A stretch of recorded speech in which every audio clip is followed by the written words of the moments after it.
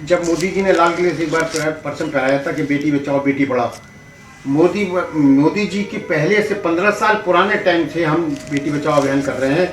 मोदी जी ने तो संघनाथ को बहुत बाद में किया, मगर हम लोगों का संघनाथ नितांत दिल से जुड़ा हुआ है, जो कि हम पटल पे लेकर आए उसको कटा रखा। नमस्कार, बंजारा बीट्स में आपका हार्दिक स्वागत है। मैं हूं ज्योति प्रकाश खरी। आज हम आपको मिला रहे हैं एक ऐसी शख्सियत से जिन्होंने झांसी बुंदेलखंड में बेटी बचाओ बेटी बढ़ाओ मुद्दे पर अनूठा और अकल्पनीय काम किया है। चलिए मिलते हैं सदर निवासी मुन्ना भैया साहू से। नमस्कार साहू जी। साहू जी, जैसा कि हमने उल्लेख किया कि आपने बेटी बचाओ पे और भ्रूण हत्या पे बड़ा ज़बरदस्त काम किया, वो तो मैं पूछूंगा ही। मैं चाहूँगा कि आप अपना परिचय, छोटा सा परिचय, कहाँ के रहने वाले हैं, कहाँ तक शिक्षा की, उसके बारे में जानकारी दीजिए।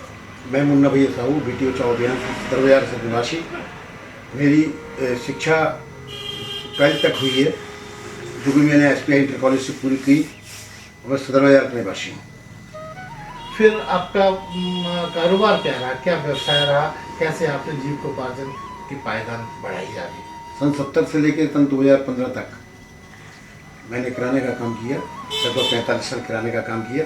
उसी से मैंने जीविका उपार्जन किया और परिवार को पाला। आपके परिवार में कितने बच्चे हैं? 4 बेटियां, 1 बेटा। तो साहू जी, आप मुझे बताइए, आपके मन में ये वाला जज्बा या ये वाला मुद्दा कैसे आया कि आपको भ्रूण हत्या पे काम करना है, खास तौर से आप उसके सिपाही बने झांसी में? झांसी में जगह जगह नित्य खबरें आया करती थी कि कन्याओं की हत्या हो रही है। कभी किसी नाले में शव वगैरह मिल जाती है, उन्हें कुत्ते नौ से खाया करते थे। तो ऐसी हृदय वगैरह समाचारों को लेकर के हमारे दिल के अंदर एक पीड़ा आई। एक बार हम गांधी रोड स्थित जैन मंदिर पर गए। वहाँ वीर सागर जी के चेले थे, उन्हें पुलक सागर जी, उन्होंने मार्मिक वेदांत को बड़े हृदय स्पर्शी रूप में व्याख्यान किया। उससे हमारे दिल में बड़ी चोट आई और ये गर्भहत्या का काम एक बार मेरे से छोटी सी गलती हुई थी, उसके प्रायश्चित स्वरूप मैंने ये काम करना स्टार्ट किया। मतलब आपके व्यक्तिगत जीवन में भी इस तरह की भूल हुई? हाँ, उसी भूल का प्रायश्चित के रूप में लोगों को संदेश देने के लिए, लोगों को जागृत करने के लिए कि बेटी बचाओ एक अमूल्य निधि है, जो कुदरत का उपहार है, उसको हमें समझना चाहिए और परमात्मा से लेना चाहिए। साहू जी, आपने बातचीत में बताया था कि आपकी खुद 4 बेटियां हैं, तो बेटी के बाद फिर बेटे की ललक ने आपको ऐसा करने के लिए बाध्य किया? कुछ सामाजिक तानेबानों से और कुछ बेटियों की चाह, बेटे की चाह से। तो उसमें फिर आप ने चूंकि वो गलती कर दी, तो उसके पश्चाताप स्वरूप आपने इस आंदोलन को आगे बढ़ाया?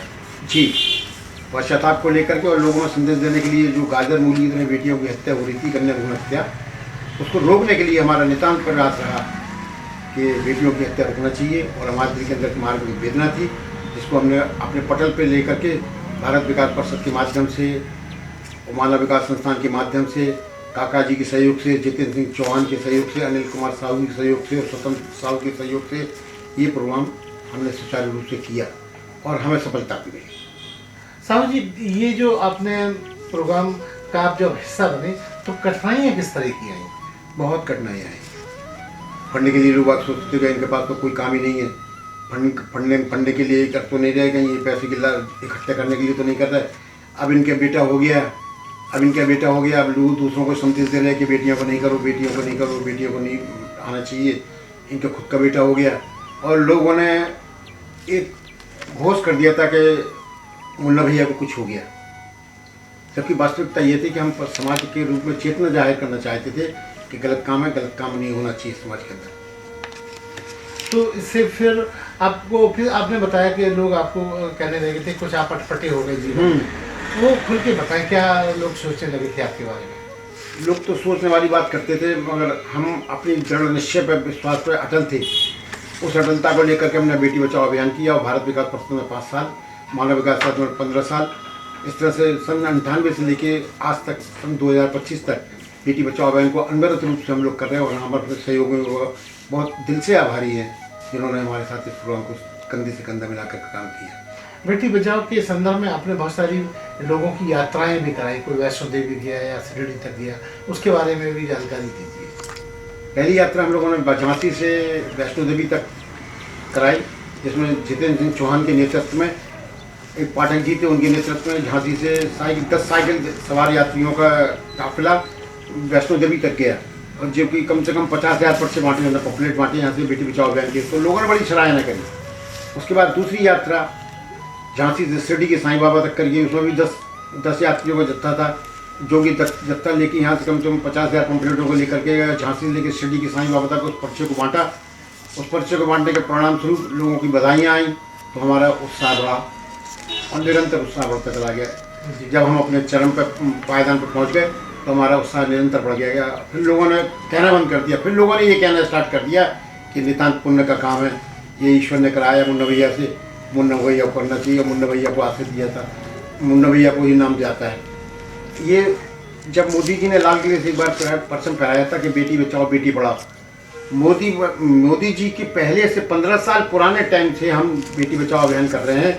मोदी जी ने तो संघनाथ को बहुत बात में किया, मगर हम लोगों का संघनाथ नितांत दिल से जुड़ा हुआ है, जो कि हम पटल पे लेकर आए, उसको कट रखा।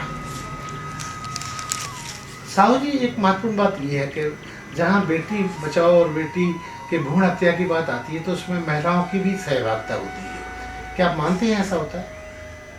महिलाओं की सहभागिता तो होती है, मगर समाज की सहभागिता जरूर ज़्यादा है। समाज गलत काम करने के लिए प्रेरित करता है कि इनकी बेटियां हैं, इनकी बेटियां हैं, इनकी बेटियां हैं, तो समाज की सहभागिता ज़्यादा कहेगी। क्योंकि देखा गया है कि महिलाएं बहुत सारी अपनी बहुओं को सासें ताना मारती हैं कि भाई अब लड़की हो रही है, लड़का होना चाहिए, जबकि वो किसी के हाथ में तो होता नहीं। मजबूरी में बहुएं ऐसा काम करने के लिए अग्रसर होती हैं, नहीं तो कोई अपने मन से बेटियों के बच्चे को गर्भ हत्या कराना नहीं चाहता। ये सामाजिक ताने बाने ही आगे बढ़ने को प्रेरित करते हैं। मुन्ना भाई, जब आपको इतना सब आपने किया, भारत विकास के द्वारा भी और मानव विकास जो आपका एनजीओ था उसके द्वारा भी, किस तरह के सम्मानों से आपको, जब आपको जानने लगे कि आप अच्छा काम कर रहे हैं, तो किस तरह के सम्मानों से आप नवाजे गए? अगर सही पूछो तो बेटी बचाओ की एक पहचान मुन्ना भैया का दूसरा रूप आ गया। लोगों ने खूब सम्मानित किया, हर जगह बेटी बचाओ के नाम से जाने लगे। मुन्ना भैया नहीं, बेटी बचाओ अभियान के प्रेरणा स्रोत, उसके लोग से बेटी बचाओ के जनक के रूप में लोग हमारी पहचान करने लगे, लोग मानने लगे। फिर हमारे दिल में उत्साह बढ़ता चला गया और हम काम को निरंतर आगे बढ़ते चले गए। एक प्रोग्राम तो हमने ऐसा कराया था जिसमें सारे झांसी के ब्राह्मण समाज को आमंत्रित किया। उसके अंदर उनसे 7 वचनों के वचन दिलवाए। 7वां वचन सप्तपदी जो होती है। सप्तपदी। अच्छा। उसके बाद 8वां वचन हमने करवाया कि बेटियों की जो हत्या होती है वो नहीं करेंगे। जोड़े पंडितों से करवाया, संकल्प दिलवाया और लोगों ने करा, और वो अद्वितीय प्रोग्राम हमारे जीवन का रहा।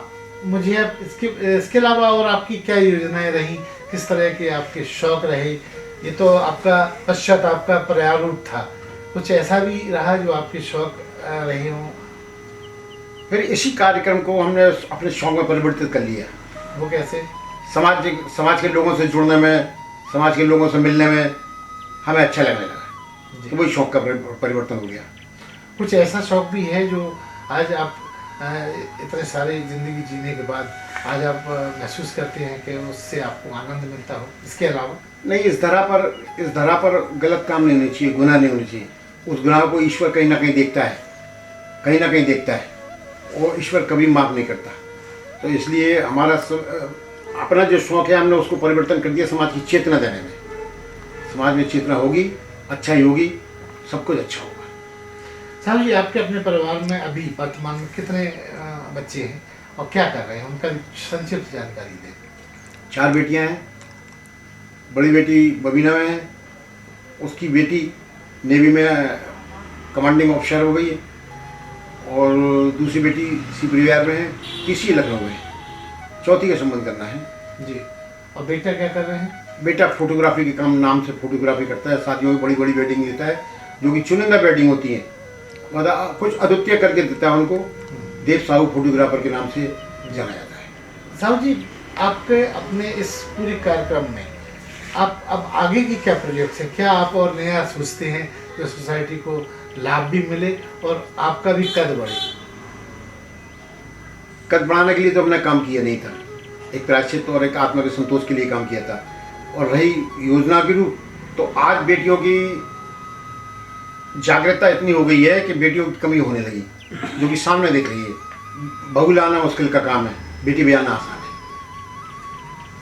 इन दिनों देखा जा रहा है कि बेटियां अपनी आज़ादी का दुरुपयोग कर रही हैं, तमाम मुश्किलें हो गई, इसलिए आपने जो बोला कि बहुएं लाना बड़ा कठिन हो गया है, क्या उसी का हिस्सा है? बेटियां जो स्वच्छंदा का जीवन जीना चाहती हैं, उनका नुकसान उनके हिस्से में ही आ रहा है। उनके माँ बाप भुगत रहे हैं।